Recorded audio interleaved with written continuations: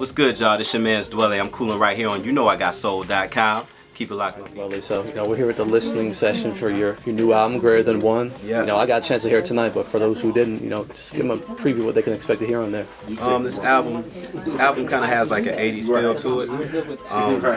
I really tried to keep the same elements, that have been in the past albums. The harmonic vocals, what I'm saying, and the Fender Rhodes live instrumentation. I kept all of that in there, even on the joints that were more 80s, more synth heavy. I still try to keep those elements in there. I feel like it's a feel good album though. Okay, and this is your fifth album now, so Is it the fifth? Six. Well, I'm counting the one you put out yourself, Rise. That would make it 6. Oh, okay. I think. Am I 6? So it's the 5th under a label. Okay. It's the 5th album. You're right. 5th album. We can continue. All right, so just compare this one. When you look at this one compared to your previous ones, how does it stack up? I don't know, man. I really don't know. Like always, the latest album is always my baby. You know what I'm saying? So. Okay. Well, I mean, of course, Subject is like my Uber baby because that was the first one. You know what I'm saying? But other than that, this is my favorite because it's the latest. All right, and of course you got the single "What Profit" currently. The video was just released. Just talk about the creation of the song. Yeah, that's a song that I collaborated with Mike City on. I think it's a feel-good record. I heard the record and instantly I knew that that's the one that we needed to use. The hook is what profit a man to gain the world and lose his girl. You know what I'm saying? And basically it's saying it means nothing if you win in life, if you gain everything and have nobody to share with. That's pretty much what the song is about. But the music is very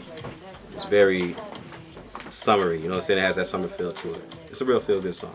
Yeah, I was glad to see you collaborate with Mike City again. Of course, he did "What's Not to Love," which is a great song from your last album. Who else did you collaborate with on here? This time around, I collaborated with Prince Damon on a joint called "This Love." Also, G1 on a song called "Love Triangle." Okay, and I saw Raheem Devon on Twitter talking about the song you guys did together. Heard that one tonight. Yeah. Talk about that one. Yeah. What You Gotta Do is a song that I feature Raheem on. That song is kind of like a stepper song. It's for the Midwest. The song is really about. It's like a letter to the guys. You know what I'm saying? This is what you got to do to make your girl comfortable. In order to you got to make her comfortable. I'm just gonna leave it at that. Okay.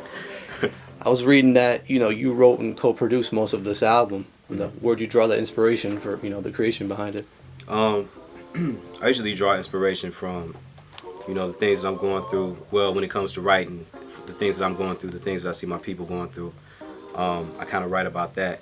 Musically, I can draw inspiration from everything from the weather outside to I don't know what's on TV before I decide to go into the studio. So I mean, it comes from all over the place, really. Cool. You're releasing this album once again on E1 Records. When early in your career you were on a major, but have you adapted to being on independent? How's the whole process for you? I definitely have. I really like it. I think it's probably good to be on a major when you're a new artist. Once you have your built-in fan base, I think it helps to go with a label like E1. Because you get a lot more creativity. In my case, it really works out for me, being that I produce and write a lot of my own stuff. I have a lot more creativity to do what I feel and to get my emotions out. And I think it's a perfect situation for me. Talking about writing and producing your own stuff, with the way music is evolving, how much attention do you pay to the current state of music? Does that influence you at all? I definitely feel like it influences me. I try not to hear what's going on. I try not to be that. It's not my intention to be that, but like I always say, if I'm with a young lady in front of a fireplace and it's we got, well, I guess we wouldn't light candles if there's a fire going, but if we kicking it in front of a fireplace and I got music going, it might be something like a Donny Hathaway or a Marvin Gaye playing. But if I'm in the car with my dudes, what I'm saying, in the truck, and we going to the club, you might find Future, Lil Wayne, what I'm saying, in the truck, and I think in a way, if you listen to a lot of different musics, it kind of inspires you, and you might hear elements of, some some Future or some Lil Wayne in my music. It might be very subtle, but you can hear it in certain songs. Cool. And just finally, like we mentioned, it's your fifth album. A lot of artists don't get to make it to a fifth album. What's been the key for you to making it this far? And I got a good team around me. You know what I'm saying? I got a good team around me, and thankfully, everything worked out, man. I'm just glad that I got a chance to do what I love to do. I didn't have to change myself. I got a chance to do it my way, and I'm on number 5. It's a good feeling. Cool. Anything you'd like to add? Man, I just appreciate all the support, everything thus far. And I'm gonna keep bringing you that hot. Keep listening, I keep bringing it.